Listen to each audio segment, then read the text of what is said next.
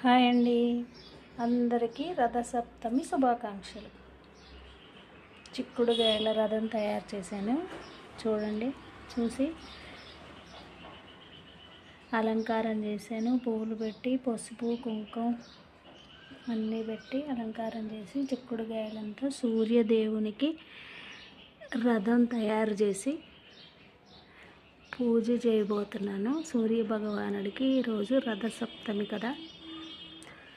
సూర్య భగవానుడు ఈరోజు దిశ మార్చుకోబోతున్నాడు కదా. దక్షిణాయనం నుంచి ఉత్తరాయణం వైపు దిశ మార్చుకోబోతున్నాడు కాబట్టి ఈరోజు రథసప్తమి అనమాట.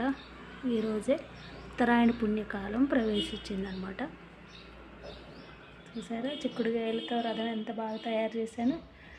ముచ్చటగా అందంగా చాలా చాలా బాగుంది కదా. చిక్కుడుకాయల రథం సూర్య భగవానుడిని ఎందోబెట్టి మనం ఇప్పుడు పూజ చేసుకున్నాం. ఓకేనా ఫ్రెండ్స్, మీకు నచ్చినట్లయితే నా ఛానల్ సబ్స్క్రైబ్ చేయండి, లైక్ చేయండి, షేర్ చేయండి. ఓకేనా. Thank you friends. లైక్ కొట్టడం మాత్రం మర్చిపోవద్దు. మళ్ళీ అందరికీ రథసప్తమి శుభాకాంక్షలు. ఓం నమో సూర్యదేవాయ నమః. ఓం నమో సూర్యదేవాయ నమః. సప్తాస్వరథమారుడం తం సూర్యం ప్రణమామ్యహం. సర్వరోగ నివారణం తం సూర్యం ప్రణమామ్యహం. సర్వలోక పితామహం తం సూర్యం ప్రణమామ్యహం అంటారు కదా. ఆ సూర్య భగవానుడికి వేల కోట్ల నమస్కారాలు.